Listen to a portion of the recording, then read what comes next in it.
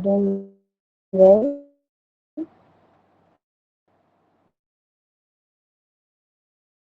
I will be your host for today's session. Today's session is on international criminal law, and we are pleased to have Mr. Fawad Ali with us as our speaker for this session. Let me introduce him first. He is a legal scholar with strong experience in international criminal law, international humanitarian law, and environmental law as well. He has represented in major international moot court competitions like the Nuremberg moot competition and Desert moot court competition, also the Henry Dunant moot court competition. He is also the research head at Together for Environment and a member of the American Society of International Law. We are honored to have him here with us today. So I would like to hand over the session to Mr. Fawad Ali. Sir, over to you.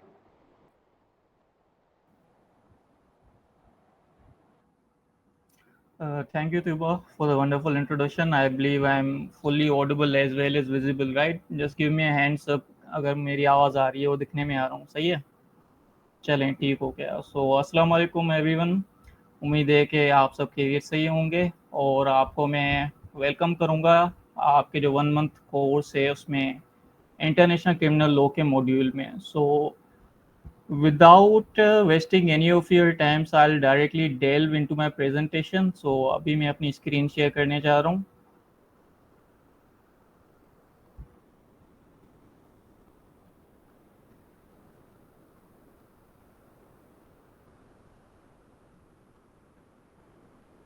नज़र आ रही है screen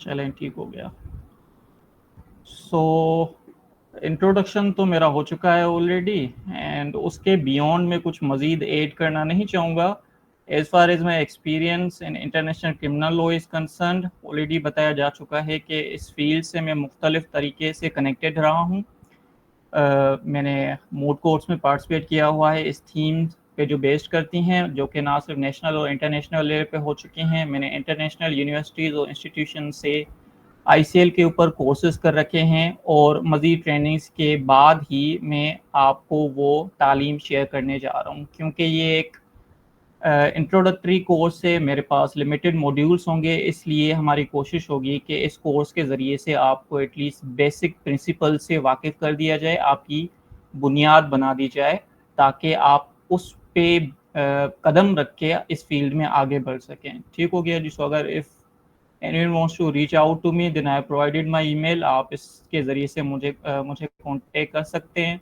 so international criminal law क्या होता है उसमें क्या पढ़ते हैं या नहीं पढ़ते हैं इसका क्या करना है वो सब तो हम बाद में देखेंगे बट सबसे पहला जो हमें खुद से सवाल करना चाहिए और आपसे मैं सवाल करूँगा वो ये है कि आईसीएल हमें पढ़ना क्यों चाहिए मतलब हम अगर मुल्क के दुनिया के मुख्तलिफ कोनों में देखें तो गज़ा में जंग हो रही है वहाँ पे इंटरनेशनल क्राइम्स कमिट किए जा रहे हैं इतने वायलेशंस हो रही हैं इंटरनेशनल क्रिमिनल लॉ की लेकिन वहाँ पे तो कुछ नहीं हो रहा नेतन्याहू के खिलाफ यूक्रेन में इतनी वायलेशंस हो रही हैं रोहिंग्या मुस्लिम्स के खिलाफ इतना कुछ हो रहा है सो अगर इंटरनेशनल क्रिमिनल लॉ कुछ कर ही नहीं रहा वो इतना इफेक्टिव है ही नहीं तो उसको हम पढ़ क्यों रहे हैं इसका जवाब मैं मोमेंटरीली आपको दूंगा बट मेरी कोशिश होगी इस सेशन के दौरान कि मैं इसको इंटरेक्टिव बनाऊं इंटरेक्टिव बनाने के दो तरीक़ाकार हो सकते हैं या तो मैं टाइम टू टाइम आपसे सवालात करूं और सवालात के जवाब में आप अपने माइक्रोफोन्स ऑन करके मुझे उनके आंसर्स दें या तो आप ऐसा भी कर सकते हैं कि किसी भी पॉइंट पे आपको लगे कि आपकी कोई क्यूरी इतनी अहमियत की माइल है कि लेक्चर को इंटरप्ट करते हुए इसको एड्रेस करना ज़रूरी है तो मैं उस बात का बुरा नहीं मानूंगा आप बेझिझक अपना माइक्रोफोन ऑन कर सकते हैं या चैट में टाइप कर सकते हैं अपनी जो भी क्यूरी हुई या कंसर्न हुई तो मैं उसको एड्रेस करूंगा मैं कपल ऑफ सेकेंड्स वेट करूंगा अगर कोई अपना इनपुट देना चाहे कि इंटरनेशनल क्रिमिनल लॉ क्यों हमें पढ़ना चाहिए आई नो कि अभी हमने इसके बारे में इंट्रोडक्शन नहीं किया बट कोई ऐसा बंदा जो कि इसके बारे में थोड़ी सी तालीम रखता हो वो बताना चाहेगा कि क्यों हमें पढ़ना चाहिए either by opening their mic और chat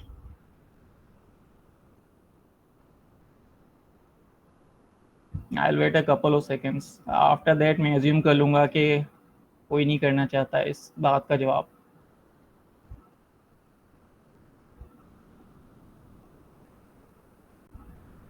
that's a good answer Anil, genocide को प्रिवेंट करना।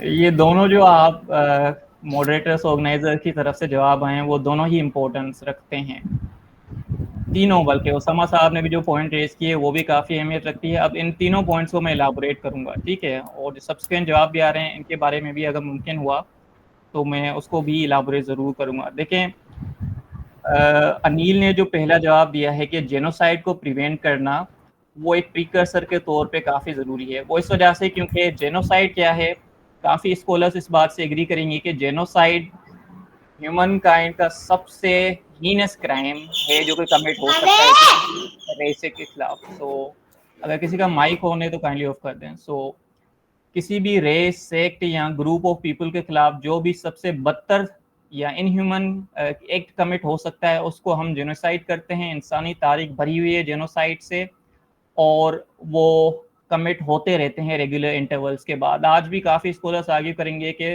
दुनिया में एक दो पार्ट्स के अंदर जेनोसाइड कमिट किया जा रहा है। तो ना सिर्फ जेनोसाइड बल्कि और इंटरनेशनल क्राइम्स जो कि कमिट होते आ रहे हैं, जो कि हो सकते हैं, उनके खिलाफ हमें कोई मैकेनिज्म चाहिए, ठीक है। और वो मैकेनिज्म है इंटरनेशनल क्रिमिनल लॉ। आज आप इसको पढ़ेंगे, कल आप इसमें एक्सपर्ट्स बनेंगे, और जो इस वक्त इदारे इसको इम्प्लीमेंट कर रहे हैं, इसकी प्रमोशन में असिस्ट कर रहे हैं, उसमें आप भी किरदार अदा कर सकते हैं।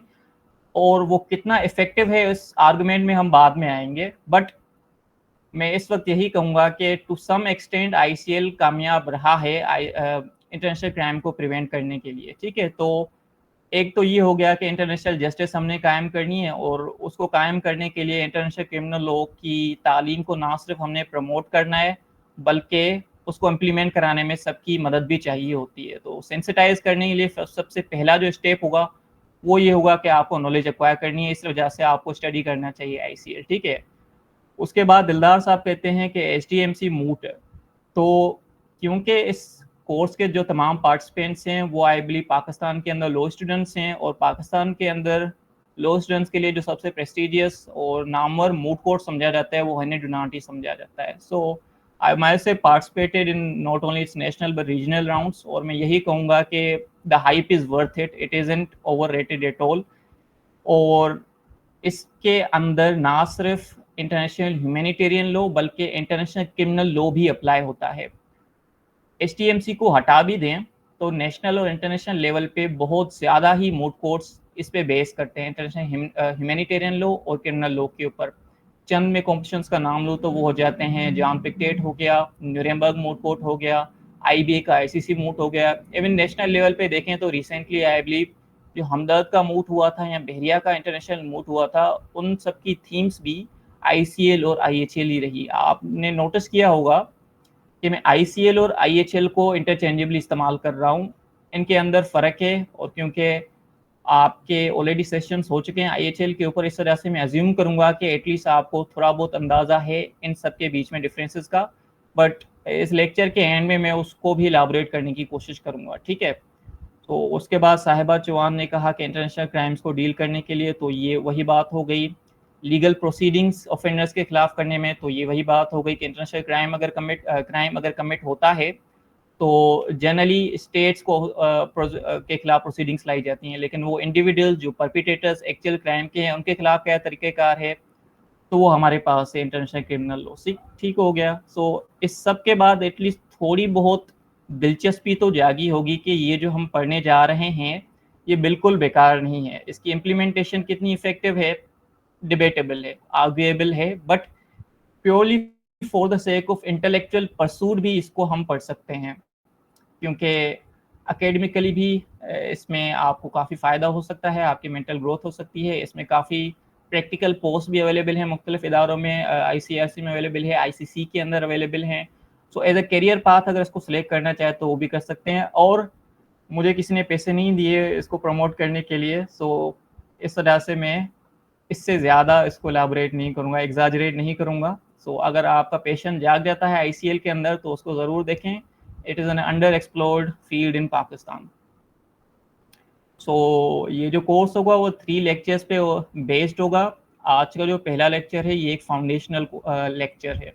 इसमें हम कोशिश करेंगे कि आपको इंट्रोड्यूस करा लें ICL से। ICL कहाँ से आया है, इसकी वस्फ़ क्या है और कौन से बुनियादी उसूल हैं जो कि इसको गवर्न करते हैं। ठीक, जो सेकेंड लेक्चर होगा हमारा उसमें हम जो मेजर इंटरनेशनल क्राइम्स होते हैं, जिसमें जेनोसाइड हो गया, जिसमें वॉर क्राइम्स हो गई, क्राइम्स अगेंस्ट ह्यूमैनिटी हो गया या क्राइम्स ऑफ अग्रेशन हो गए, उसको डील करेंगे। और अगर ज़रूरत महसूस हुई या फिर टाइम एक्स्ट्रा बच गया तो हम एक्स्ट्रा जो इंटरनेशनल क्राइम्स हो गए जिनको इतनी अहमियत नहीं दी जाती, इतनी अटेंशन नहीं मिलती, उसको भी थोड़ा बहुत डिस्कस कर लेंगे, जैसे टेररिज्म हो गया या पायरेसी हो गई। सो सेकेंड लेक्चर हमारा ये होगा। जो थर्ड लेक्चर होगा उसमें हम एक्चुअल जो इन्फोर्समेंट मैकेनिज्म है इंटरनेशनल कोर्ट्स का, जैसे ICC हो गई, उसको थोड़ा बहुत देख लेंगे। और मूड कोर्ट्स और प्रैक्टिकल कंटेक्स्ट में हम देखें तो थर्ड लेक्चर बहुत ही इंपॉर्टेंट होगा। वो इस वजह से क्योंकि हम उसमें जो लायबिलिटी के मोड्स हैं उसको भी डिस्कस करेंगे। इंडिविजुअल क्रिमिनल रिस्पॉन्सिबिलिटी के हो गए या सुपीरियर रिस्पॉन्सिबिलिटी के हो गए। ठीक, सो अब आते हैं हमारे फॉर्मल इंट्रोडक्शन के ऊपर। इंटरनेशनल क्रिमिनल लॉ को डिफाइन करने के लिए हम आगे बढ़ेंगे। ठीक है, तो जैसा कि नाम से ही जाहिर हो रहा है ये एक पब्लिक इंटरनेशनल लॉ की ब्रांच है। ठीक है, और डेफिनेशन एक मर्तबा पढ़ लेते हैं कि it is a branch of public international law that addresses criminal responsibility of individuals for the most egregious crimes that concern the global community। और इसको बहुत पॉपुलर ओपिनियन के ज़रिए से ये भी कहा जाता है कि ये पब्लिक इंटरनेशनल लॉ की ब्रांच तो है, लेकिन it is a distinct branch of public international law. Why is it distinct? क्योंकि नॉर्मली पर्सपेक्टिव या तासुर ये होता है लोगों को कि इंटरनेशनल लॉ मतलब स्टेट्स के बीच में जो डीलिंग्स होती हैं, स्टेट्स के आपस में जो ताल्लुकात हो गए, स्टेट्स के खिलाफ जो प्रोसीडिंग्स हो गई, उससे डील करता है international law. International criminal law इस सेंस में यूनिक है कि इसका जो फोकस होगा वो ज़्यादातर इंडिविजुअल्स के ऊपर ही होता है। इंडिविजुअल्स कोई इंटरनेशनल स्टेज और एरिना पे क्राइम कमिट करते हैं तो उसके लिए हमारे पास जो मैकेनिज्म है, जो डिफेंस है हमारे पास, वो हमें इंटरनेशनल क्रिमिनल लॉ के ज़रिए से मिलता है। और क्योंकि ये इंटरनेशनल लॉ की ही एक ब्रांच है तो जो बेसिक प्रिंसिपल्स होते हैं गवर्न करने के लिए इंटरनेशनल लॉ के, वो यहाँ पर भी अप्लाई ही होंगे। तो तमाम के तमाम क्राइम जो कि मोस्ट सीरियस माने जाते हैं इंसानों के लिए, उसको एड्रेस करने का तरीक़ाकार क्या है? हमारे पास है इंटरनेशनल क्रिमिनल लॉ। ठीक है, और इसको जो इसका जो नेचर है उसको काफ़ी मर्तबा कहा जाता है कि इट हैज़ अ हाइब्रिड और डुअल नेचर। वो क्यों? क्योंकि इसके अंदर ना सिर्फ इंटरनेशनल लॉ बल्कि डोमेस्टिक लॉ का भी टच होता है। इंटरनेशनल लॉ का टच कैसे होता है वो तो काइंड ऑफ ऑब्वियस है। क्यों? क्योंकि जो क्राइम कमिट किया जा रहा है एट कंसर्न, वो एक इंटरनेशनल सिनेरियो में कमिट किया जा रहा है, किसी दूसरे मुल्क में कमिट किया जा रहा है या फिर किसी मास स्केल में कमिट किया जा रहा है, या फिर उसकी ग्रेविटी इतनी है कि international community as a whole को ही नुकसान पहुंचता हो उस क्राइम से। तो इंटरनेशनल टच उसमें यहाँ से आ गया। अब डोमेस्टिक टच या नेशनल जो फील है वो इसमें कहाँ से आती है उसके नेचर के अंदर? वो इस तरीके से आती है क्योंकि इंटरनेशनल नाम तो आ गया लेकिन it is basically criminal law. वहाँ पे जो प्रोसीडिंग्स होती हैं वो क्रिमिनल लॉ की वायलेशन के खिलाफ ही होती हैं, और उसमें जो प्रोसीजर होता है वो भी मोर और लेस वही होता है काफ़ी हद तक, जो कि डोमेस्टिक कोर्ट्स में अप्लाई किया जाता है और उस जिसको फॉलो करते हुए प्रोसीडिंग्स की जाती हैं। जैसे someone an accused is innocent until proven guilty, या फिर डबल जेओपर्डी का प्रिंसिपल हो गया। इस तरीके के जो प्रिंसिपल्स होते हैं वो कहाँ से डिराइव होते हैं? वो डोमेस्टिक कोर्ट से डिराइव होते हैं। तो इस तरीके से कहते हैं कि it has a hybrid nature. ठीक है, सो ये हो गई हमारी डेफिनेशन में। एक मर्तबा चैट को विजिट कर लूँगा, या फिर अगर कोई इस स्टेज पे कोई क्यूरी रेज करना चाहता हो तो I will give it to him और हर।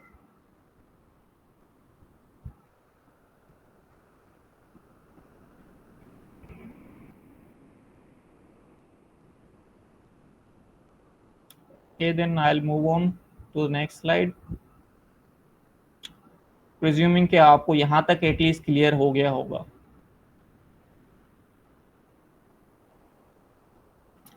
सो इस स्टेज पे इंटरनेशनल क्रिमिनल लॉ किस तरीके से फंक्शन करता है, वो इस शेप में किस तरीके से आया, उसके लिए थोड़ा बहुत तारीख को जानना भी ज़रूरी होता है. वैसे तो एक कोर्स के अंदर तारीख पे इतना फोकस नहीं देना चाहिए. इस वक्त जो हालत है इंटरनेशनल क्रिमिनल लॉ की, उस पर ज़्यादा ध्यान देना चाहिए. बट इस स्टेज पे वो कैसे आया वो भी जानना ज़रूरी है. वो आप बाद में रियलाइज करेंगे कि कैसे. वो जस्ट मैं शॉर्टली आपको इस वजह से बता रहा हूँ क्योंकि इस वक्त की जो जूरिस्प्रूडेंस है, जो कि कोर्ट्स में फॉलो की जाती है, जो प्रिंसिपल्स हैं, उसकी एक चेन ऑफ थॉट्स, एक लाइन है लीगल रीजनिंग की जो कि सेंचुरी बियॉन्ड जाती है पीछे. तो काफ़ी मर्तबा वो जो 100 साल पीछे वाले प्रिंसिपल्स थे वो भी हमें अप्लाई करने पड़ते हैं, और उसूलों की इंटरप्रिटेशन के लिए उसकी जो तारीख है उसे भी देखा जाता है. अगर हम इंटरनेशनल क्रिमिनल लॉ की बात करें तो इसका आगाज इस शक्ल में, मौजूदा शक्ल में, सेकेंड वर्ल्ड वॉर के बाद ही आया होगा. हालांकि स्लाइड में आप देखेंगे कि फर्स्ट वर्ल्ड वॉर के बाद के भी का भी जिक्र किया गया है. वो लेप्जिग ट्रायल थे. हुआ ये था कि जर्मनी जब फर्स्ट वर्ल्ड वॉर हार गई थी तो एक ट्रिस्ट्री ऑफ वर्साइस हुई थी. For those who are familiar with international history तो वो जानते होंगे. तो उसके बाद जो है, जो मेजर क्रिमिनल्स थे उनके खिलाफ एक अटेम्प्ट हुआ था कि इनको प्रोसिक्यूट करना है हमने, इन्होंने जो क्राइम्स कमिट किए हैं उनके खिलाफ प्रोसीडिंग्स चलनी है. बट वो कोई खास इफेक्टिव नहीं रहा था. सब लोग जो भी एक्सपर्ट्स हैं इस फील्ड में वो यही कहेंगे कि it was largely a failure. मुश्किल से 10-12 बंदों को इंडाइक्ट किया गया था, लेकिन कोई खास नतीजा नहीं निकला था. और उसमें जो फाइंडिंग्स हुई थी, जो लीगल जूरिस्प्रूडेंस डेवलप हुई थी, वो भी इतनी कोई खास इंस्पायरिंग नहीं मानी जाती.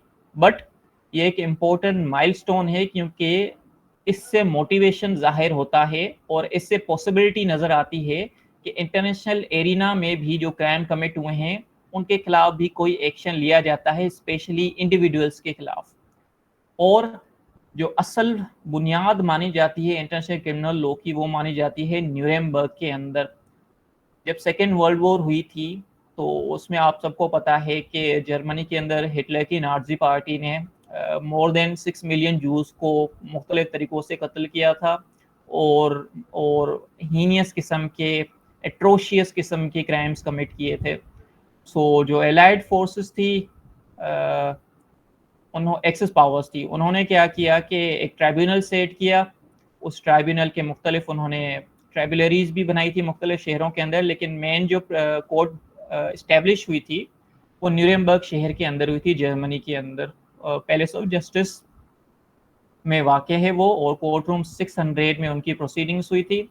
उसमें ना सिर्फ एक्चुअल जो बंदे हैं, जो फुट सोल्जर्स हैं जिन्होंने क्राइम कमिट किए थे, उनको इंडाइट किया गया था, बल्कि जो मेजर्स हैं, जो जनरल्स हैं, जो सिविलियन सुपीरियर्स हैं, उनके खिलाफ भी चार्जेस लगी थी, उनके खिलाफ भी प्रोसीडिंग्स चली थी. ना सिर्फ ये, बल्कि जो जजेस थे जिन्होंने काउंटर प्रोडक्टिव या इलीगल डिसीजंस दिए थे जंग को प्रमोट करने के लिए, क्राइम्स को परपिट्रेट करने के लिए, उनके खिलाफ भी प्रोसीडिंग्स चली थी.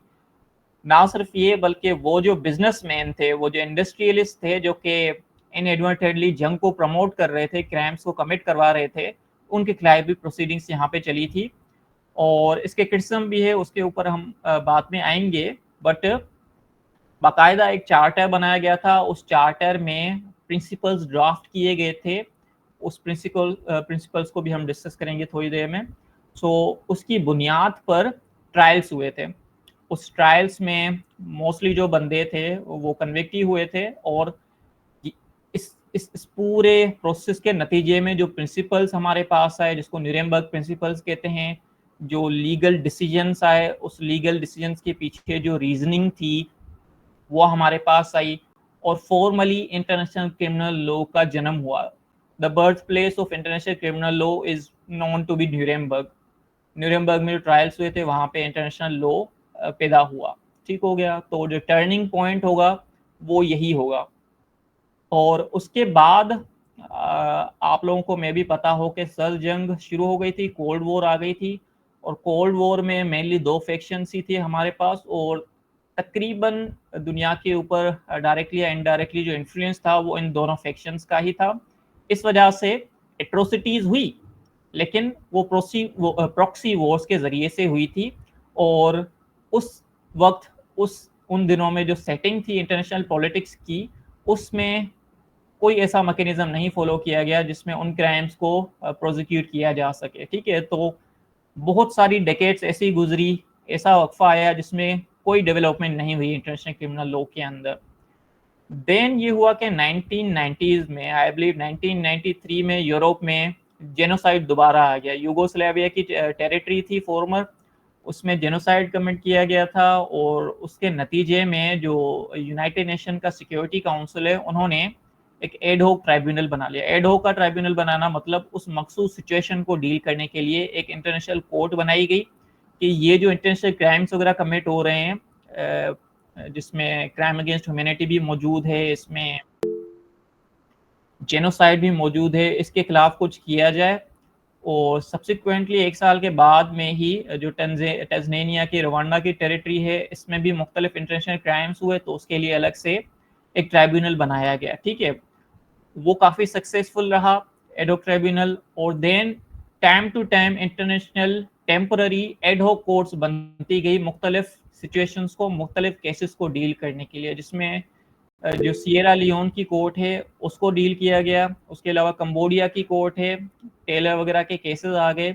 सो इस पूरी जो पीरियड है जिसमें ये सारे कोर्ट्स बनाए गए, जिसमें डिसीजंस रेंडेड आउट किए गए, इसको मैं पर्सनली कहता हूँ the revival of international criminal law. क्योंकि बुनियाद तो न्यूरेमबर्ग में हो चुकी थी, इस अरसे के दौरान रिवाइवल हुआ। और रिवाइवल ना सिर्फ हुआ बल्कि एक अच्छे तरीके से, एक सोफिस्टिकेटेड तरीके से world attention international criminal law को मिली और इसकी प्रॉपर डेवलपमेंट हुई। और सब जो इंटरनेशनल लेवल पे एक्टर्स हैं, मोस्टली यूनाइटेड नेशंस और जो वर्ल्ड लीडर्स हैं, जो कि पोजीशन ऑफ इन्फ्लुएंस और पावर में थे, उन्होंने ये रियलाइज़ किया कि ये जो हम कोर्स बना रहे हैं, ये किसी मखसूस केस के लिए हम बना रहे हैं। यहाँ पे कोई क्राइम हो गया, हमने कोर्ट बना ली, वहाँ पे कोई क्राइम हो गया, हमने वो कोर्ट बना ली। तो उसमें बार बार इस्टेब्लिशमेंट करने के लिए हमारा वक्त भी ज़ाया हो रहा है, हमारे रिसोर्सेज जा रहे हैं, और काफ़ी टाइम टेकिंग भी होता है। ये क्यों ना ऐसा हो कि एक परमानेंट कोर्ट बनाई जाए। जैसे हमारे पास इंटरनेशनल कोर्ट ऑफ जस्टिस है, आईसीजे है, वो एक परमानेंट कोर्ट है, लेकिन वो डील करती है स्टेट्स के मामलात को, और उसकी जो नेचर है वो किस किस्म की भी हो सकती है। सो 1998 में रोम स्टेट्यूट आया हमारे पास, जिसके तहत इंटरनेशनल क्रिमिनल कोर्ट को फाउंड किया गया है। अब रोम स्टेट्यूट के बारे में हम बाद में डील करेंगे कि स्पेशली लेक्चर 3 में, कि इसमें किस किस्म की चीज़ें आ जाती हैं, कौन से मेन प्रिंसिपल्स इसमें फॉलो किए जाते हैं, इसका स्ट्रक्चर अगर टाइम हुआ तो उसको देख लेंगे, और वो कैसे फंक्शन करता है, उसको कैसे एग्जीक्यूट किया जाता है, और उसकी इफेक्टिविटी और एप्लीकेबिलिटी क्या है, उसको भी देख लेंगे। सो ये था एक brief overview historical development international criminal law का। अब मैं थोड़ा सा टेंजेंट में भी जाऊंगा, सिर्फ इस बात को सपोर्ट करने के लिए कि इंटरनेशनल क्रिमिनल कोर्ट को क्यों फाउंड किया गया था, और बाद में जो ये एडहोक ट्राइब्यूनल्स आए थे वो किस वजह से भी आए थे। असल में ये हुआ था कि न्यूरेमबर्ग में जो ट्रायल्स हुए थे, वो कहने को तो काफ़ी अच्छी डेवलपमेंट थी, क्योंकि ऑब्वियसली जो ऑफेंडर्स थे उनको प्रोसिक्यूट किया गया था, बट काफ़ी हैवी क्रिटिसिज्म किया जाता है न्यूरेमबर्ग के ट्रायल्स में कि वो फेयर नहीं थे, वो प्रेजुडिशियल थे। क्यों? क्योंकि जो न्यूरेमबर्ग चार्टर बनाया था वो 4-5 बंदों ने बनाया था, जो कि मेनली जो विक्टर्स थे जंग के, जर्मनी के खिलाफ, उन्होंने बनाया था, जिसमें से 2 जो थे वो प्रोसिक्यूटर बन गए, और बाद में जो ट्रायल्स हुए थे उसमें जज बन के भी बैठ गए। जर्मनी या एलाइड पावर्स में से कोई बंदा था ही नहीं, प्रोसीजरल डिस्क्रिपेंसीज थी, सबको ही शैलो एविडेंस की बुनियाद पे कन्विक्शन आ गई थी। सो इस ब्लॉट को ख़त्म करने के लिए, इस दाग को साफ करने के लिए भी ज़रूरी था कि एक प्रॉपर कोड बनाई जाए जिसमें एक फेयर और ड्यू प्रोसेस, फेयर ट्रायल और ड्यू प्रोसेस के प्रिंसिपल्स को फॉलो किया जाए। So I will now move on. तो ये न्यूरेमबर्ग प्रिंसिपल्स थे जिसका मैंने जिक्र किया। इन प्रिंसिपल्स को फॉलो करते ही न्यूरेमबर्ग के ट्रायल्स किए गए थे, और यही फाउंडिंग उसूल हैं जिस पे इंटरनेशनल क्रिमिनल लॉ की बुनियाद आई थी। आज तक भी जो रोम स्टैट्यूट के अंदर प्रिंसिपल्स फॉलो होते हैं वो मोर और लेस यही होते हैं, कोई खास तब्दीली नहीं आई। हम जब आगे इसी लेक्चर के अंदर कोर प्रिंसिपल्स को डिस्कस करेंगे तो इसको एक मर्तबा देख लेंगे। सो ये आ गए हमारे पास इंटरनेशनल क्रिमिनल लॉ के सोर्सेस। आप सबको पता है कि ये इंटरनेशनल क्रिमिनल लॉ ही है, ठीक है।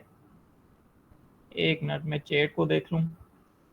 सो अब्दुल रऊफ कह रहे हैं कि what about the background of Tokyo trial. So Tokyo trial का भी यही हुआ कि एक सब्सिडरी जैसे न्यूरेमबर्ग में फाउंड की गई, वैसे ही टोक्यो में भी जो इंटरनेशनल ट्रिब्यूनल था वो फाउंड किया गया था, और जापानीज एम्पायर की तरफ से जो वॉर क्रिमिनल्स थे उसको ट्रायल किया गया था, और मोरलेस जो नुआंसेस थे जो जर्मनी में हुए थे न्यूरेमबर्ग में वो भी सेम ही थे। बट जो टोक्यो ट्रायल्स में ज्यूरिस्प्रूडेंस डेवलप हुई थी, स्पेशली आई बिलीव अक्कायेसु का जो केस था, I am not sure, probably वो यूगोस्लेविया का था या रुवांडा का था, बट उसमें जो ज्यूरिस्प्रूडेंस थी वो आज तक भी फॉलो होती है।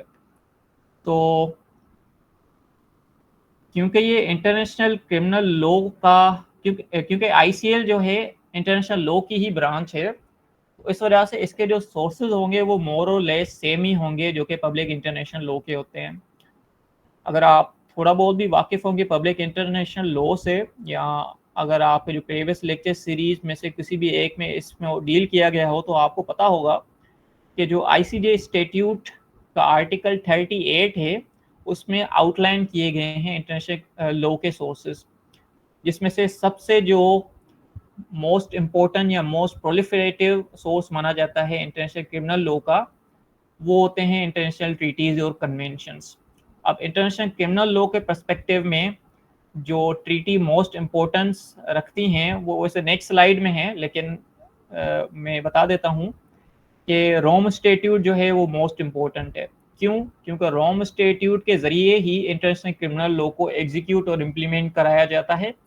इसमें एक मैकेनिज्म बाकायदा मौजूद है कि कौन से उसूलों को फॉलो किया जाएगा, कैसे एक फुल फ्लेज क्रिमिनल ट्रायल चलेगा इंटरनेशनल एरिना में, और जो कन्विक्शंस और एग्जीक्यूशंस होंगे डिसीजंस की वो कैसे होंगी, ठीक है। और रोम स्टैट्यूट के साथ साथ इंटरनेशनल क्रिमिनल कोर्ट के और भी डॉक्यूमेंट्स हैं, प्रोसीजर के हवाले से, एविडेंस के हवाले से, रेगुलेशंस हैं उसकी। तो इंटरनेशनल क्रिमिनल लॉ का मोस्ट इम्पोर्टेंट सोर्स ट्रीटीज की कैटेगरी में रोम स्टैट्यूट को ही कहा जाता है, माना जाता है। उसके अलावा हमारे पास जेनोसाइड कन्वेंशन भी आता है, क्योंकि जेनोसाइड एक इंटरनेशनल क्राइम है, तो जेनोसाइड का कन्वेंशन भी काफ़ी हेल्पफुल होता है उसको इंटरप्रेट करने के लिए, उसको अप्लाई करने के लिए, ठीक है। जेनीवा कन्वेंशन हमारे पास मौजूद है, आई बिलीव आईएचएल के कोर्स में आपने इसको डिटेल में देख लिया होगा, बट क्योंकि आईएचएल की वायलेशन को हम वॉर क्राइम कहते हैं, और वॉर क्राइम जो है वो इंटरनेशनल क्रिमिनल लॉ की एक शिक है, एक पार्ट है, एक पिलर है। तो इस वजह से Geneva convention international criminal law के एरिना में भी सोर्स के लिहाज से इम्पोर्टेंस रखती हैं। उसके बाद जो ये एडोक ट्रिब्यूनल्स आ गए हमारे पास, उनकी जो स्टैट्यूट्स हैं और उनकी जो फाउंडिंग कन्वेंशंस हैं वो भी ट्रीटीज़ में ही आते हैं, और उसको भी एक इम्पोर्टेंट सोर्स माना जाता है। सो उसके बाद जो है हमारे पास आते हैं कस्टमरी इंटरनेशनल लॉ।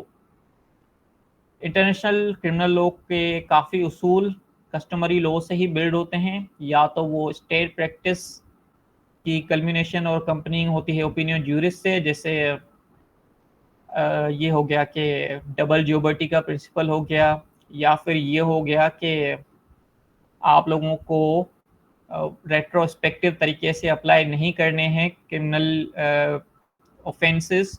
तो वो जो तमाम प्रिंसिपल हैं, हालांकि उनकी कोडिफिकेशन हो चुकी है, लेकिन वो फॉलो किए जाते हैं कस्टमरी पर्सपेक्टिव से लेके आते हुए। सो जहाँ पे हमारे पास ट्रीटी नहीं होती किसी पॉइंट के ऊपर, किसी एस्पेक्ट के ऊपर, तो वहाँ पे कस्टमरी इंटरनेशनल लॉ सप्लीमेंट करता है।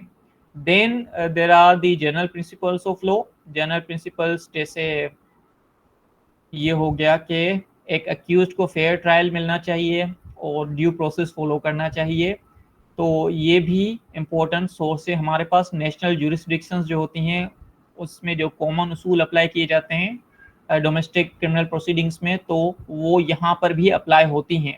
उसकी बाइंडिंग फोर्स उतनी ना हो बट अप्लाई ज़रूर होते हैं। इसी की कैटेगरी में मैं इस्तेमाल कर लूँगा एक पॉइंट, एक टर्म यूज कोजेंस का। तो अगर किसी को नहीं पता यूज कोजेंस क्या होती है, क्या होते हैं, तो या तो वो चैट में वो लिख सकता है या वॉइस कर सकता है या गूगल में खुद देख ले कि यूज कोजेंस क्या होते हैं। बट बेसिकली यूज कोजेंस भी एक इम्पोर्टेंट सोर्स है इंटरनेशनल क्रिमिनल लॉ का, क्योंकि वो गाइडिंग प्रिंसिपल से हमारे पास वो यही कहते हैं कि ये जो उसूल हैं इसके खिलाफ कुछ नहीं हो सकता, इसके खिलाफ आप ना ट्रीटी बना सकते हो, ना इसके खिलाफ कोई इंटरनेशनल एक्ट कर सकते हो। तो टॉर्चर वगैरह हो गया, जेनोसाइड हो गया, वो ओरिजिनली यूज कोजेंसी थे। So it is an important source of international criminal law. Then there are the judicial decisions, जैसे डोमेस्टिक कोर्ट्स में होता है या इंटरनेशनल लॉ के किसी और ब्रांच में होता है। हमारे पास जो प्रेसिडेंट्स हैं, जो केस लॉज हैं, जो कि मुख्तलिफ कोर्ट्स के ज़रिए से डिलीवर किए गए हैं, उसमें लीगल रीजनिंग होती है, लीगल प्रिंसिपल्स होते हैं, उसके रेशियो डिसाइडेंडी जो होती है उसको भी कोर्ट फॉलो करती है और उसको भी as an important source of law treat करती है। ठीक हो गया।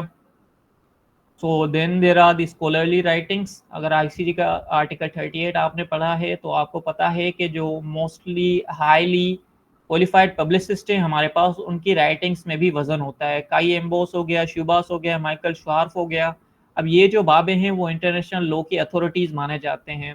ये जब भी कोई बात कहेंगे तो वो ऐसे ही नहीं कहेंगे, उनकी लाइफ टाइम है इस पूरी फील्ड में, और इस वजह से उनकी जो राइटिंग्स हैं उनका as a part of soft law source और अथॉरिटी हैवी होता है। ठीक हो गया। तो यहाँ पे मैं मेंशन कर दूंगा कि just as an incidental point, आप में से कोई इसको देखना चाहे तो रोम स्टेट्यूट के आर्टिकल 21 को भी देख सकता है, क्योंकि जब इंटरनेशनल क्रिमिनल कोर्ट अप्लाई करती है सोर्सेज ऑफ लॉ को किसी भी केस के ऊपर, तो वो आर्टिकल 21 को फॉलो करते हुए अप्लाई करती है। तो ये थे हमारे पास सोर्सेज इंटरनेशनल क्रिमिनल लॉ के। आई होप कि इस स्टेज तक को क्यूरीज नहीं होंगी। अगर मैं फास्ट जा रहा हूँ या कोई चीज़ समझ में नहीं आ रही है, इफ गेट्स टू टेक्निकल, तो आप किसी भी पॉइंट पे इंटरप्ट कर सकते हैं, अदरवाइज एंड में हम क्वेश्चंस को डील ही करेंगे। तो मूविंग ऑन, ये जो ट्रीटीज़ और ट्रिब्यूनल्स हैं जो कि मैंने अर्लियर बताए हैं वही रिपीट हो रहे हैं।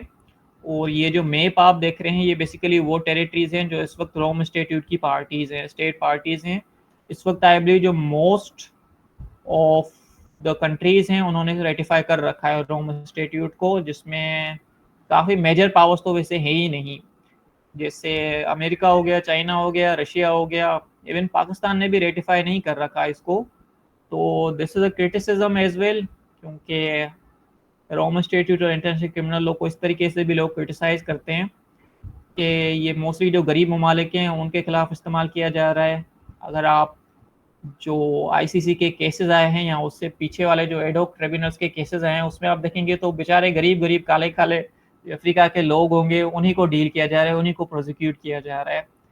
तो बहरहाल this wasn't too important. Moving on, तो अब आईसीएल इंटरनेशनल क्रिमिनल लॉ की नेचर को अच्छे तरीके से जानने के लिए उसका कंपैरिजन करना ज़रूरी है। अर्लियर जब हम डेफिनेशन को डील कर रहे थे तो हमने बता लिया कि ये एक इंटरनेशनल लॉ की ब्रांच है, एक यूनिक ब्रांच है जो कि इंटरनेशनल लेवल पे जो क्राइम्स होते हैं, जो इंडिविजुअल्स क्राइम कमिट करते हैं, उसकी रिस्पॉन्सिबिलिटी को एड्रेस करती है।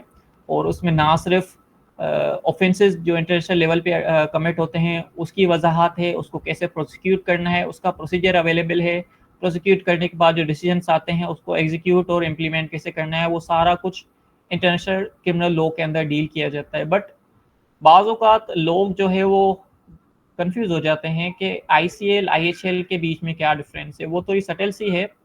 आई एम नॉट श्योर कि आपको पहले से आईएचएल के कोर्स में बताया गया या नहीं बताया गया, बट मैं थोड़ा सा रिट्रेट कर दूंगा इसको। Then we will also talk about international human rights law. So ये एक मरतबा मैं चैट को देख लूँ। सो दिलदार साहब ने I don't know why use cogens लिखा हुआ है। तो उसका कॉन्टेक्स्ट मुझे नहीं पता कि सिंपली यूज कोजेंस क्यों लिखा है। मे बी वो कहना चाह रहे हैं कि मैं जस्ट कोजेंस को यूज कोजेंस क्यों पढ़ रहा हूँ। जो प्रॉपर प्रोनाउंसिएशन है उसकी वो यूज कोजेंस ही होती है। Pakistan is a powerful country sir. Sorry sir, if I may interrupt, वो मैंने यस इसलिए सर। लिखा था कि अगर किसी को नहीं समझ में आ रहा था वर्ड, तो इसलिए मैंने लिख दिया। सही सही, थैंक यू।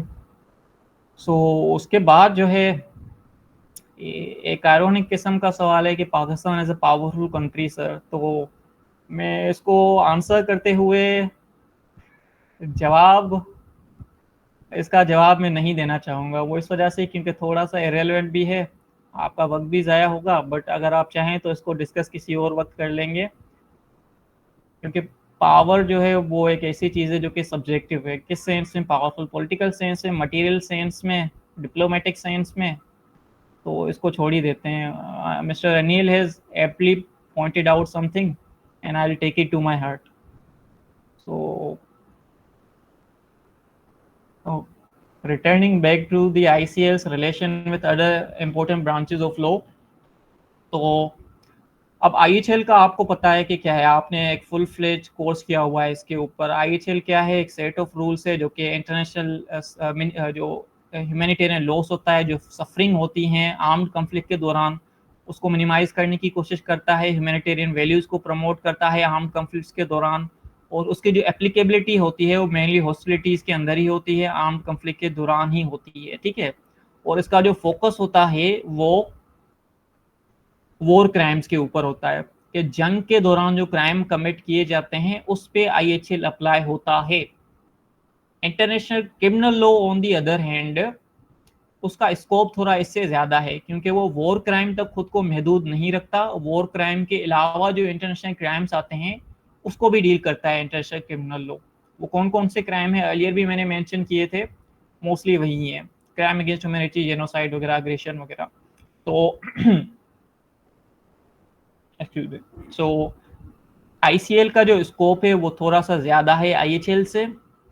और इसको समझने का एक और तरीका ये भी हो सकता है कि ICL is basically the means of enforcing और इम्प्लीमेंटिंग IHL। वो कैसे, कि IHL हमें बताता है फॉर एग्जांपल कि आपने जंग के दौरान सिविलियंस को नहीं मारना बेवजह। तो फर्ज करें कि किसी बंदे ने जंग के दौरान बेवजह without a reason justifying the act किसी सिविलियन को मार लिया या IHL की वायलेशन कर दी, तो अब क्या होना है। IHL तो हमें नहीं बताता कि अब क्या होता है, उसने तो सिर्फ ये बताया कि ये गलत है, ये आपने नहीं करना। तो उसको प्रैक्टिकली इम्प्लीमेंट कराने का जो प्रोसीजर है, जो तरीक़ाकार है, वो हमें ICL बताता है। ICL बताता है कि इन्होंने जो क्राइम कमिट किया है इसको वॉर क्राइम कहते हैं।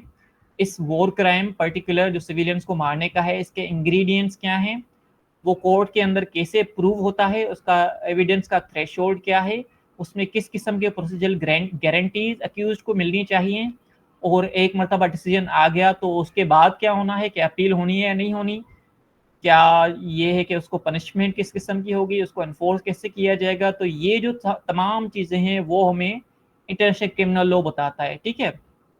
तो ये मेनली फ़र्क है IHL के ऊपर और ICL के ऊपर।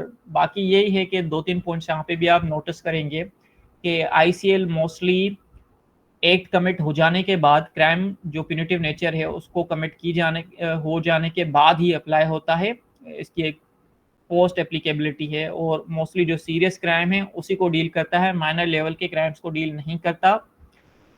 और अब बात आती है इंटरनेशनल ह्यूमन राइट्स लॉ की। तो इंटरनेशनल ह्यूमन राइट्स लॉ थोड़ा सा डिस्टिंक्ट है बाकियों से, वो इस वजह से क्योंकि ये स्टेट के लिए एक किस्म की गाइडलाइन देता है कि स्टेट्स ने फंडामेंटल गारंटीज को प्रोटेक्ट करना है, और आम शहरियों के हकाइक हुकूक के तहफ़्फ़ुज़ में किरदार अदा करना है अपना। और इसकी एप्लीकेबिलिटी ना सिर्फ जंग के दौरान होती है बल्कि पीस टाइम में भी होती है। तो इवन जो इंटरनेशनल क्रिमिनल लॉ की प्रोसीडिंग्स होती हैं उसके अंदर भी जो प्रोसीजरल गारंटीज या फंडामेंटल राइट्स होते हैं उसमें IHRL अपना किरदार अदा करता है एज अ सप्लीमेंट।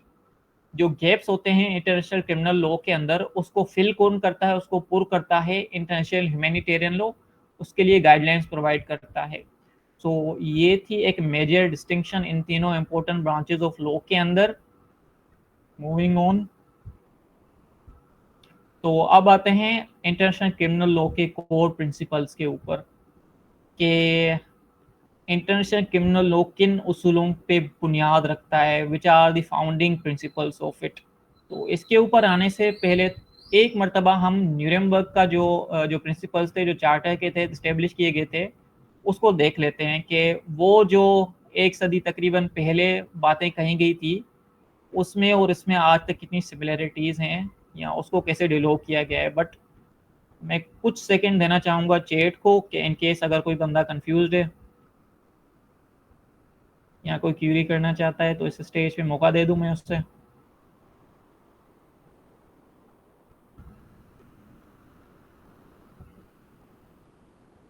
ओके, क्योंकि अली जफर ने थम्स अप कर दिया है तो I take his word as applicable against everyone in this room, in this virtual room, and proceed with my lecture.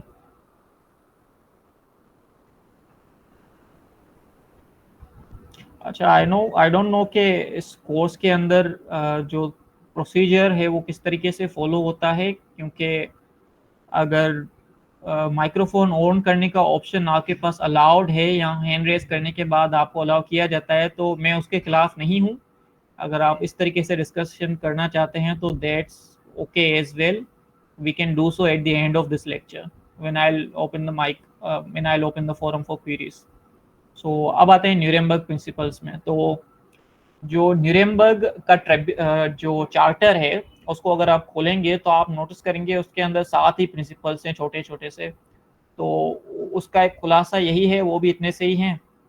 इसमें आप नोटिस करेंगे तो पहला प्रिंसिपल कहता है कि कोई भी ऐसा बंदा जो कि एक एक्ट कमिट करता है और वो जो एक्ट उसने कमिट किया है वो इंटरनेशनल लॉ के अंदर एक क्राइम है, तो जिसने वो एक कमिट किया है उसको रिस्पॉन्सिबल करार दिया जाएगा और उसको फिर पनिशमेंट दी जाएगी। काफ़ी बुनियादी बात कही गई है, एक बुनियादी बात लेकिन इम्पोर्टेंट बात। क्यों? क्योंकि उस वक्त इंटरनेशनल क्राइम का कोई खास कॉन्सेप्ट नहीं था। उसके बाद जो सेकंड प्रिंसिपल है वो ये कहता है कि अगर इंटरनल लॉ जो स्टेट का डोमेस्टिक लॉ है, नेशनल लॉ है, वो किसी एक्ट को पिनलाइज नहीं करता, उसको क्रिमिनलाइज नहीं करता, बट इंटरनेशनल लॉ के अंदर उसको एक क्राइम माना जाता है, तो फिर भी वो बंदा रिस्पॉन्सिबल होगा, फिर भी उसको उसकी जान नहीं छूटेगी उस एक्ट से, क्योंकि internationally it is a wrongful act, it is a criminal act in fact. तो जो थर्ड प्रिंसिपल है वो कहता है कि किसी बंदे ने एक एक्ट कमिट कर लिया जो कि एक इंटरनेशनल लॉ के अंदर क्राइम है, बट जिस बंदे ने वो एक्ट कमिट किया है, जो क्राइम कमिट किया है, वो हो गया हेड ऑफ स्टेट, यहाँ कोई गवर्नमेंट का रिप्रेजेंटेटिव हो गया, कोई ऑफिशियल हो गया। तो अब this raises an important scenario, क्योंकि अगर सिविल लॉ या फिर जनरली नेशंस के जो कॉन्स्टिट्यूशंस हैं उसमें आप थोड़ी बहुत इंफॉर्मेशन रखते हैं, तो आपको पता होगा कि जो हेड ऑफ स्टेट हो गया, प्रेसिडेंट, प्राइम मिनिस्टर या गवर्नमेंटल ऑफिशियल्स हो गए, उनको आम तौर पे प्रोसिक्यूट नहीं किया जाता क्राइम्स के लिए। पाकिस्तान के अंदर भी मेरे ख्याल से यही कॉन्स्टिट्यूशन कहता है कि हेड ऑफ स्टेट ने जो डिग्निटरीज हैं उन्होंने कोई क्राइम कर दिया तो in capacity of his official in his official capacity as a head of state उसके खिलाफ कोई ज़्यादा कुछ खास एक्शन नहीं होता, उसको एक किस्म की फंक्शनल इम्यूनिटी होती है।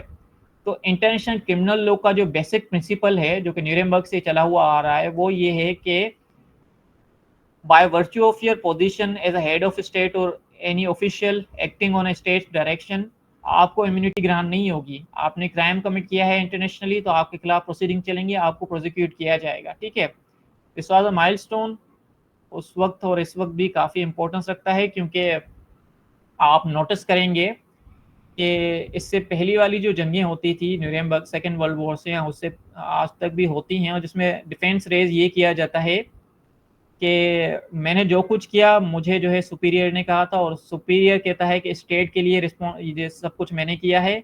अब स्टेट तो हो गई क्या है, एक एब्स्ट्रैक्ट एंटिटी, आप स्टेट को तो प्रोसिक्यूट नहीं करोगे, तो इस वजह से जो इंडिविजुअल्स आते हैं जो रिस्पॉन्सिबल हैं इंक्लूडिंग हेड ऑफ स्टेट उसको प्रोसिक्यूट किया जाता है। तो सिंपली अगर एक बंदा कहता है कि मैंने जो कुछ किया एक सुपीरियर की वजह से किया है, लेकिन उसके पास एक चॉइस अवेलेबल थी कि वो एक ना करता, तो फिर उसका डिफेंस किसी काम का नहीं है, फिर भी उसको प्रोसिक्यूट किया जाएगा, उसके सुपीरियर को भी प्रोसिक्यूट किया जाएगा। ये कॉन्सेप्ट आता है न्यूरेमबर्ग प्रिंसिपल्स के प्रिंसिपल नंबर 4 से, जो कि यही कहता है कि सुपीरियर रिस्पॉन्सिबिलिटी जो कमांड रिस्पॉन्सिबिलिटी का नोशन है, लायबिलिटी का जो कॉन्सेप्ट है वो फाउंड करता है प्रिंसिपल नंबर 4।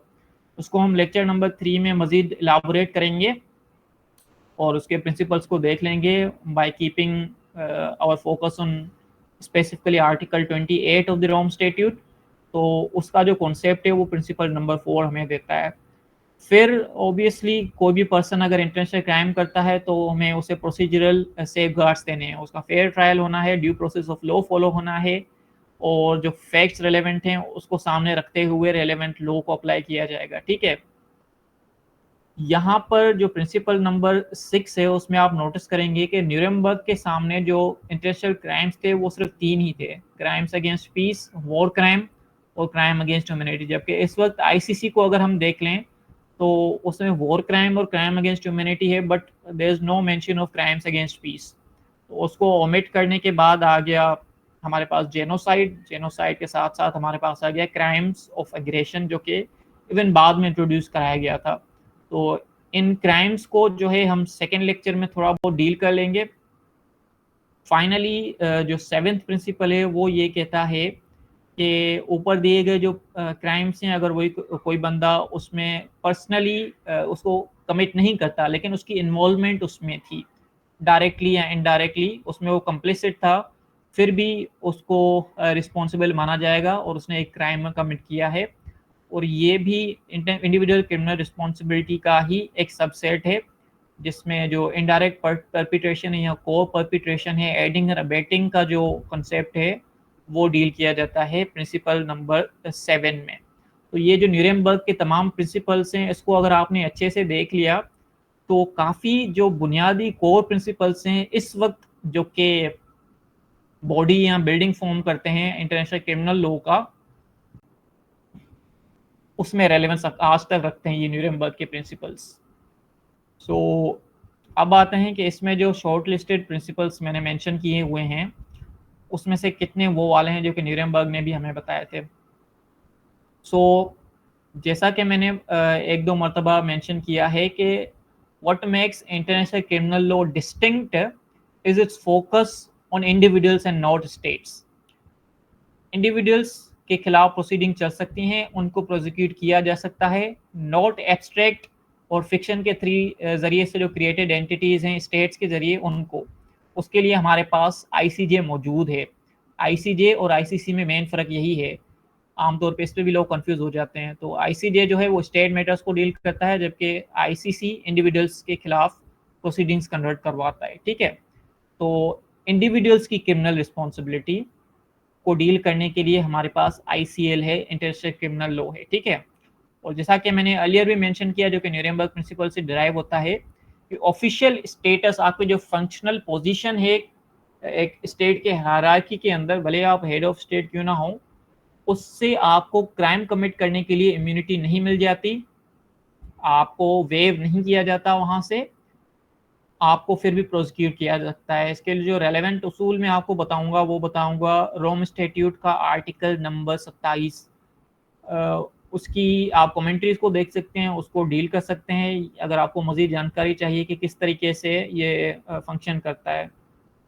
सो देन जैसा कि न्यूरेमबर्ग प्रिंसिपल ने भी कहा कि एक्चुअल जो इंडिविजुअल्स हैं जिन्होंने क्राइम डायरेक्टली परपिट्रेट किया है, उसके साथ साथ वो जो सुपीरियर्स हैं, चाहे सिविल हों चाहे मिलिट्री कमांडर्स हो हमारे पास, उन्होंने अगर कोई डायरेक्शन दी और उस डायरेक्शन की पर्सन्स में कोई इंटरनेशनल क्राइम कमिट होता है और उस सुपीरियर ने डायरेक्शन ना भी दी हो, बट वो एक ऐसी पोजीशन में था कि वो क्राइम को प्रिवेंट कर सकता था या पनिश कर सकता था, लेकिन उसने नहीं किया नॉलेज होने के बावजूद, फिर भी उसको हम प्रोसिक्यूट करेंगे इंटरनेशनल क्रिमिनल लॉ के तहत।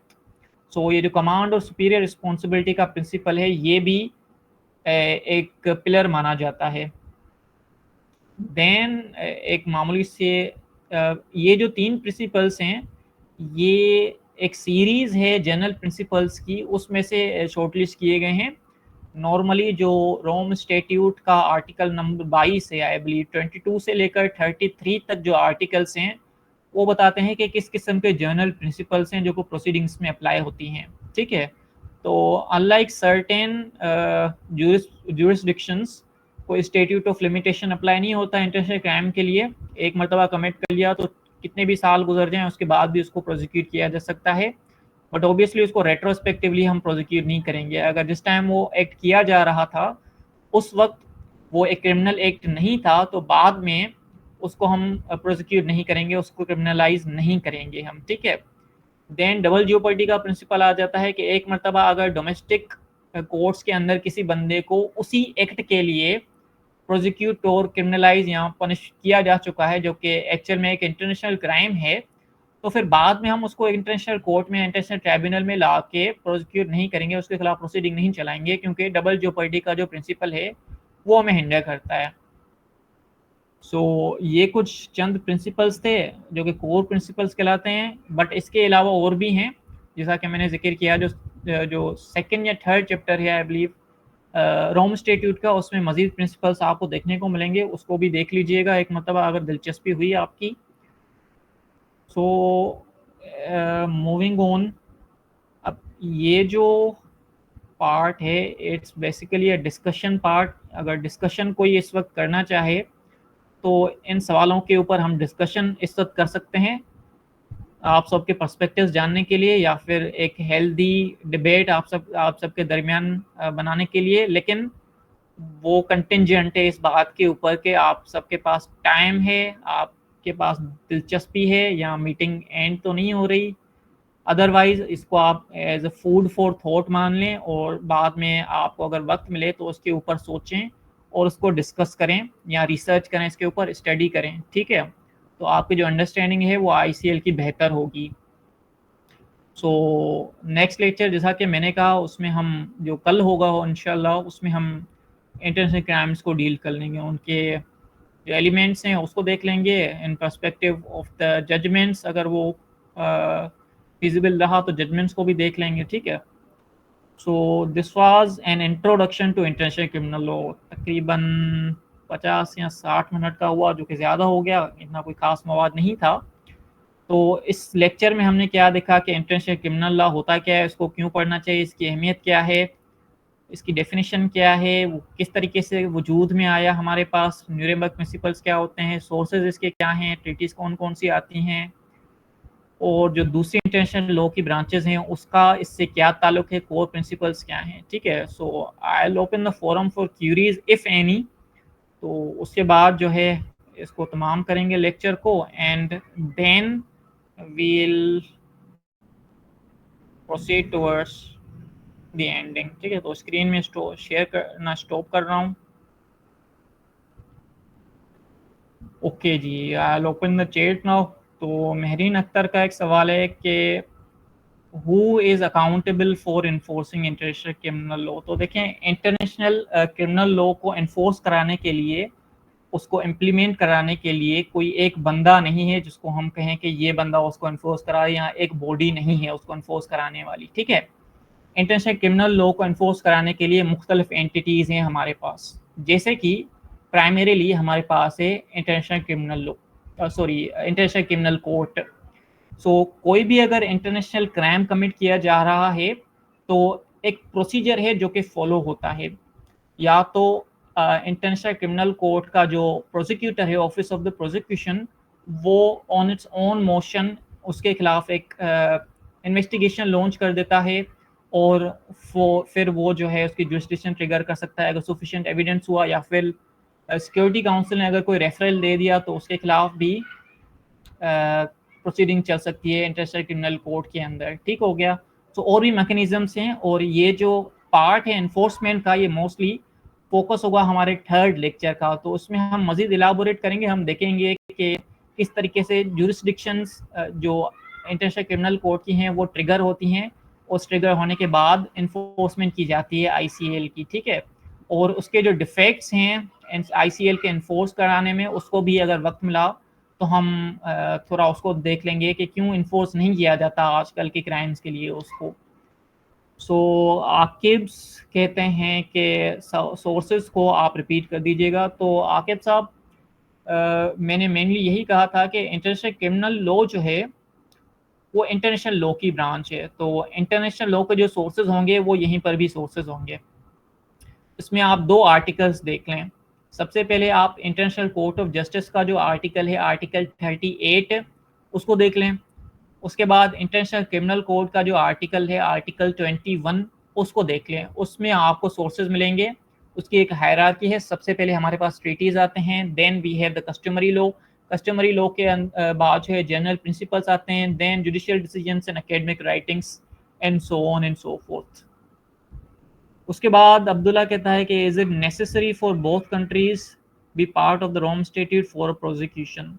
तो अब्दुल्ला भाई इसमें मैं बता दूं कि नॉट नेसेसरली। दोनों स्टेट पार्टीज, अगर दो स्टेट्स इन्वॉल्व हैं तो उसमें दोनों का रोम स्टैट्यूट का पार्टी होना ज़रूरी नहीं है। तो सबसे पहले तो मैं थोड़ा सा इसमें कॉन्टेक्स्ट सेट करना चाहूँगा, वो इस तरीके से एक्चुअल जवाब में आने से पहले वो इस तरीके से कि अगर आप किसी नॉर्मल इंटरनेशनल लेवल की आईसीजे के अंदर प्रोसीडिंग देख लें तो उसमें आपको दो स्टेट पार्टीज मिलती हैं।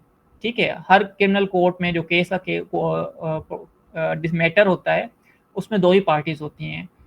आईसीएल की जो प्रोसीडिंग्स होती हैं उसके जो केसेस होते हैं उसमें दो पार्टी ये होती हैं कि एक तरफ इंडिविजुअल होता है और दूसरी तरफ हमारे पास प्रोसिक्यूटर होता है आईसी का। तो हमें स्टेट नज़र नहीं आता पार्टीज में। ठीक है, अब हम स्टेट की इम्पोर्टेंस यहाँ पे कैसे लाएंगे, वो इस तरीके से कि जिस इंडिविजुअल के खिलाफ प्रोसीडिंग आ रही है वो किस स्टेट का नेशनल है। जिस स्टेट का वो नेशनल है क्या वो रोम स्टैट्यूट की पार्टी है? अगर है तो वो आईसीसी की जुरिस्डिक्शन को इन्वोक करने का एक ग्राउंड बन जाता है। ठीक है, इसको हम मजीद लेक्चर नंबर 3 में भी डिस्कस करेंगे, बट नॉट नेसेसरी। अगर फॉर एग्जांपल दो स्टेट्स हैं, उन्होंने आपस में जंग कर ली, जंग में कोई क्राइम्स कमिट हुए और क्राइम कमिट करने के बाद अब इंटरनेशनल ट्रिब्यूनल जैसे आईसीसी हो गया उनके खिलाफ प्रोसीडिंग करना चाहता है इंडिविजुअल्स के खिलाफ, तो सिनेरियो ये है कि उन दोनों स्टेट में से एक पार्टी जो है, एक स्टेट जो है वो रोम स्टैट्यूट की सिग्नेटरी नहीं है, फिर भी रोम स्टैट्यूट के तहत उसको प्रोसिक्यूट किया जा सकता है। अब उसकी कंडीशंस हैं, उस कंडीशंस को हम सब्सिक्वेंट लेक्चर्स में डील करेंगे। मैं ओवरव्यू फिर भी दे देता हूँ समराइज करके कि अगर वो जो नेशनल है, जो इंडिविजुअल है वो अगर इसी स्टेट का नेशनल है जो रोम स्टैट्यूट की पार्टी है तो फिर भी कर सकते हैं, या फिर ये है कि जहाँ पे क्राइम कमिट हुआ है वो टेरिटरी रोम स्टैट्यूट की पार्टी है तो फिर भी कर सकते हैं, उसके खिलाफ हम ट्रायल कर सकते हैं आईसीसी के अंदर। या फिर सिक्योरिटी काउंसिल ने रेफरल कर दिया किसी मैटर का तो फिर भी रोम स्टैट्यूट के तहत इंटरनेशनल क्रिमिनल कोर्ट में उस बंदे की प्रोसीडिंग चलेंगी in spite of the fact कि रोम स्टैट्यूट की पार्टीज नहीं हैं वो दो स्टेट्स। ठीक हो गया। तो उसके बाद जो है अवेस कहते हैं कि व्हाट इज ट्रीटी सर। सो मैं ब्रीफली बता देता हूँ कि ट्रीटी क्या है। Treaty is basically an agreement between states या अ ग्रुप ऑफ स्टेट्स। जैसे कॉन्ट्रैक्ट्स होता है पार्टीज के दरमियान, दो इंडिविजुअल्स या दो से ज़्यादा इंडिविजुअल्स के दरमियान, उस कॉन्ट्रैक्ट या एग्रीमेंट में वो कहते हैं कि ये मखसूस एक्ट्स हैं, ये हम करेंगे, इस तरीके से करेंगे, इन इंटरवल्स पे करेंगे, ये उसकी टर्म्स एंड कंडीशंस हैं, अगर हमने नहीं किया इस एक्ट्स को तो क्या होगा वगैरह वगैरह। ठीक है, तो एक कॉन्ट्रैक्ट जो कि इंडिविजुअल्स के दरमियान होता है उसको आप इंटरनेशनल लेवल पे जाएं, स्टेट्स के दरमियान का अगर कोई कॉन्ट्रैक्ट या एग्रीमेंट होता है तो उसको ट्रीटी कहते हैं। और वो ट्रीटीज़ भी मुख्तलिफ़ किस्म की होती हैं, बायलैटरल होती हैं, मल्टीलैटरल होती हैं, उसको मुख्तलिफ़ बुनियादों पे डिवाइड भी किया जाता है। That is not of focus here primarily, तो उसको मैं मज़ीद इलाबोरेट नहीं करना चाहूँगा, उसको आप देख लीजिएगा अगर ज़रूरत महसूस हुई। But treaty is the primary source of international law, इसको आप जहन में रख लीजिएगा। ठीक है, सो अगर और कोई सवाल हैं तो उसको भी आप पूछ सकते हैं, अदरवाइज आई बिलीव लेक्चर यहाँ पे ख़त्म कर देते हैं और उम्मीद है कि कल इसको मज़ीद कंटिन्यू कर लेंगे। I will wait for a couple of seconds to see if there are any queries और क्वेश्चंस और confusions.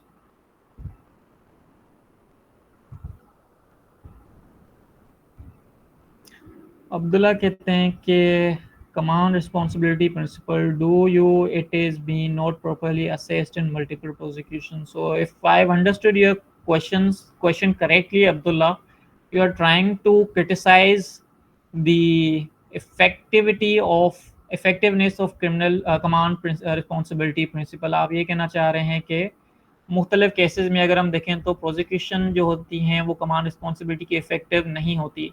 which isn't necessarily true. I won't agree with this, वो इस वजह से क्योंकि कमांड रिस्पॉन्सिबिलिटी को काफ़ी केसेस में डील किया गया है. Just to cite an example, मैं बेम्बा का केस आपको दे देता हूँ. तो उस केस में भी यही हुआ था कि बेम्बा को इनिशियली कन्विक्ट किया गया था as a commander. Command responsibility के नोशन के तहत ही उसको ना सिर्फ प्रोसिक्यूट किया गया था बल्कि कन्विक्ट भी किया गया था. और उसमें जो जूरिस्प्रूडेंस सेट हुई थी कमांड रिस्पॉन्सिबिलिटी की, वो काफ़ी इंपॉर्टेंस रखती है हमारे लिए. So I believe, again I hate saying this again and again, but don't worry, we will discuss this in our lecture number 3. Command responsibility को हम देख लेंगे. इंटरेस्टिंग भी पार्ट होता है ये मोड्स ऑफ लायबिलिटीज.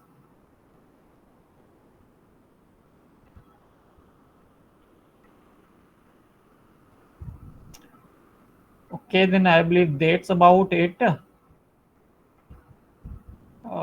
तकरीबन 1 घंटे के लिए मुझे बर्दाश्त करने के लिए शुक्रिया. और फिक्र ना करें, आइंदा जो 2 लेक्चर्स होंगे उसमें भी हम इसी तरीके से आपको मथा खाएंगे. And that's it from my side. Thank you. Thank you so much, Mr. Fawad Ali. We will be looking for you tomorrow, I believe, right? Yes sir. Okay. So till now, Allah Hafiz. Thank you so much अल्लाह हाफिज़. for your thank you. time. Good evening.